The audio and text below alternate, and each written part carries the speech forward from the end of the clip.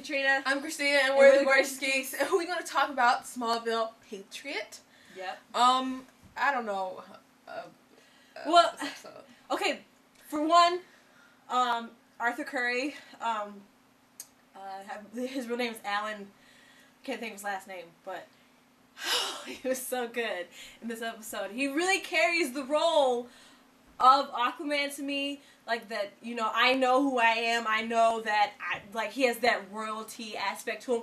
And also the actress that played Mira, she did such a good job. Like I didn't see her as too arrogant or snobby. She looked like, I'm royalty. I'm a future queen. Yeah, you definitely got that vibe that she was from like another. She was perfect. She wasn't from up top. You know, you definitely got that vibe that she was almost otherworldly. You know. Yeah, she was that actress. She did such a good job with that.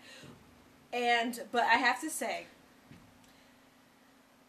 Smallville has just done it again. Slade Wilson. Wikipedia, Slade Wilson, a.k.a. Deathstroke. And then look at that episode. You know it says Wikipedia, you say you wiki it. Or whatever. It was wrong. It was first of all, wrong. When I think of Slade, I always think of Teen Titans. Who is Slade? Who is Slade? Slade is Who is Slade? Okay, first of all, Slade can move like Deadpool. If you've seen like the Wolverine Origins movie and you saw Deadpool, that's not like at the end though. Not like that. Not at the end, but he's like he can fight so good, and they got. Actually, it's kind of funny because he's Slade Wilson and Deadpool is Wade Wilson, and they're both like mercenary types. So it's like but he's actually sane. Somewhat more so than Wade. Well, Wade is loony bin. Okay, but anyways, as far as the military background and aspect of it, they got that right. They could have gotten somebody. I said like Jeremy Irons kind of type of guy, especially like maybe like in Die Hard 3, like when he was really in shape and he was the main bad guy and stuff. That is what Slade Wilson should look like. I can't picture that actor jumping and doing flips and with a sword and katana. Yeah. And Well, you know people. what? When I heard that, people were like, oh, he's gonna be on Smallville. I always knew that it was not gonna be great because, first of all, they always water down people. Period. Basically. How hard could it be? No. I knew it would always be difficult for them because Smallville, first of all, they don't usually have good fight scenes, and it's usually it comprises of special effects and stuff like that. The only people who actually seem to know good fighting techniques are the girls. And Oliver.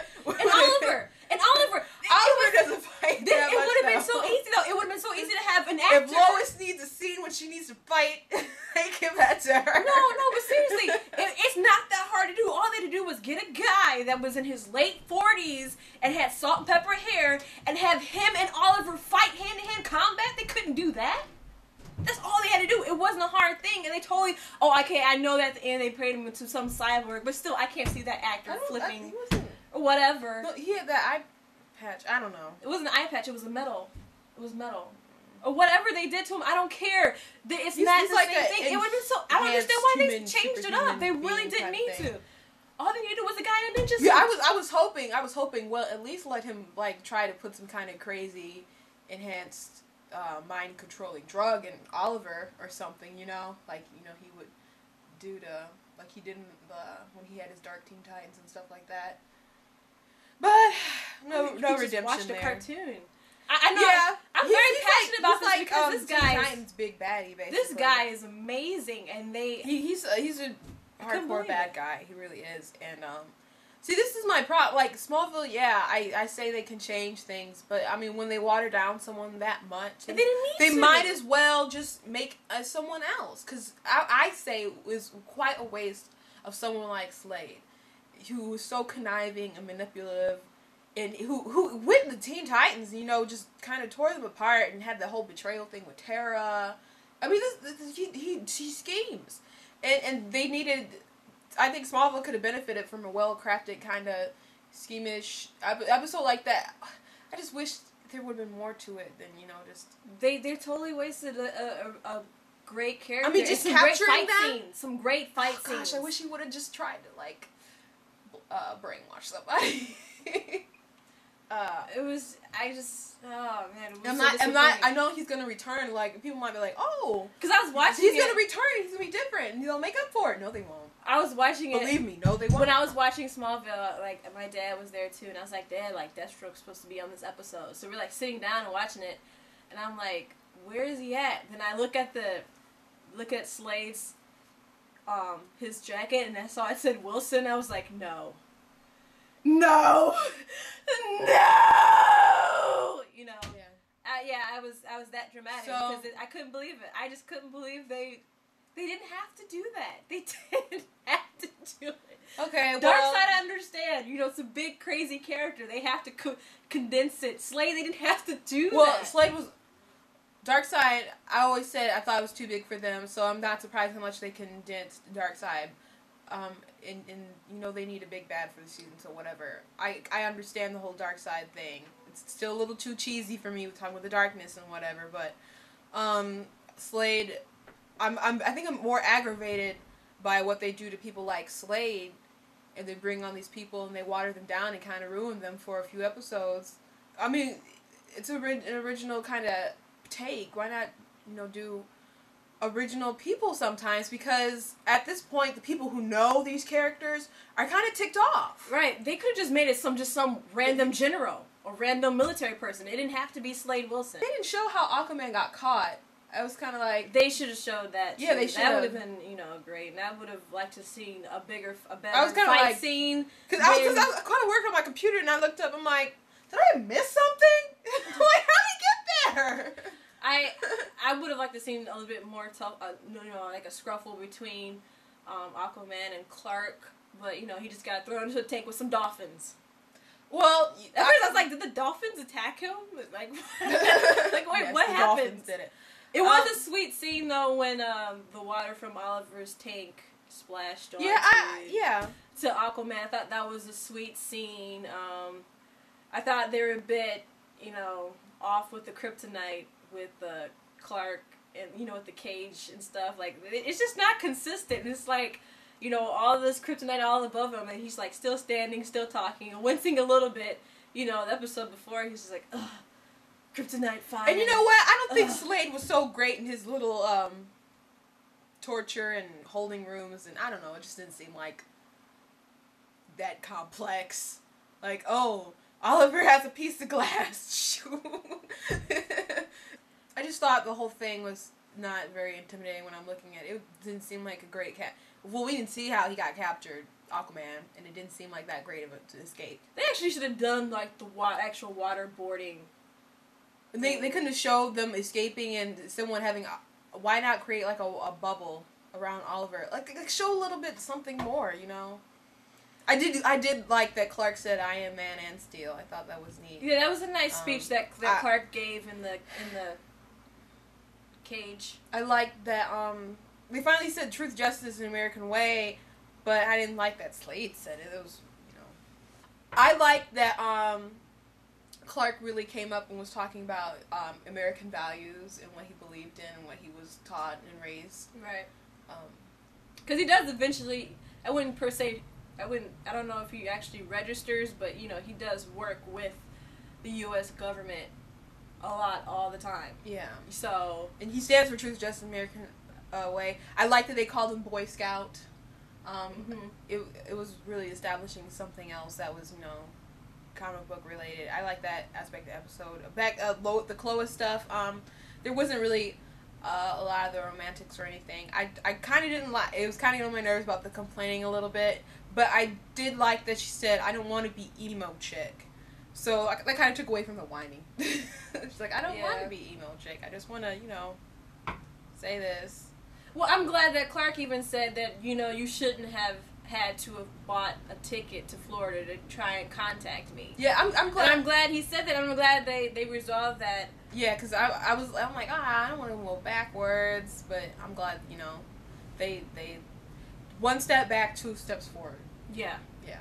So that was a good establishment, because I know the Klana shippers are probably like, oh, finally. So it's finally being shown the truth, and at the end it's like, oh, sorry, burst your bubble. I was actually surprised that Lois didn't know that Tess was involved with. Why were you surprised? Because I thought Clark told her everything when, when they were going down the carbon harvest. I was like, she doesn't know? Oh, he was explaining all the Kryptonian stuff. Well, in the beginning, I was a little surprised that he didn't explain everything and he's just out the loop as far as some of the superhero stuff, but if she didn't know about Watchtower and stuff, well, to that, much advancedly, then why would he know she was working with Tess? And Tess didn't know much about how much maybe Lois had known.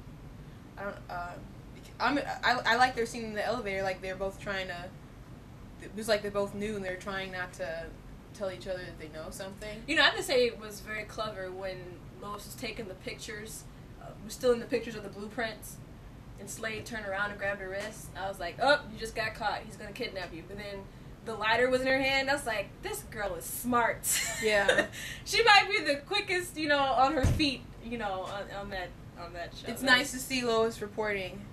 Yeah, and acting like how Lois. Well, I'm not gonna say finally, but that's just what Lois does. Mm-hmm. A lot of times she gets, to the villain or knowing what the villain is about to do before Clark does, or at the same time. So you don't need Chloe, just follow Lois around. Or Clark can just do some reporting. What does he get paid for? The job. How is he gonna get promoted? I don't know.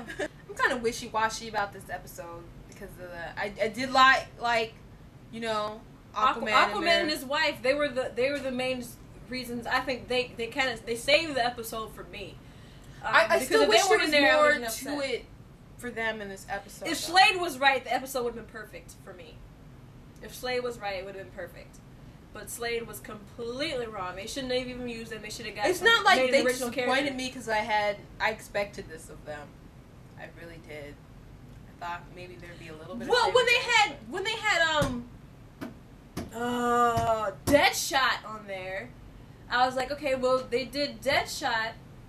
I was like, surely they do Deathstroke. At least give their own interpretation of the same character, but still they would do Deathstroke like Deathstroke because they did Deadshot like Deadshot. But I was wrong. I was wrong, and I'm hurt by that. Tear. I didn't really cry. What are you doing? Checking your eyes for tears. No, I can't cry. I have too much makeup on. And I know some people might complain because Lois is kind of like now part of Watchtower. There's only like 4 people in the opening credits, so she's not part of Watchtower. She just knows. I mean, it's silly for them to keep trying to keep her apart from everybody. There's only a couple people that Clark can go and talk to now. I don't want to say that because we complain about Chloe all the time just because there's a limited amount of cast members. But I mean, Lois does find out information. How she found out information in this episode, that's how she goes about her business.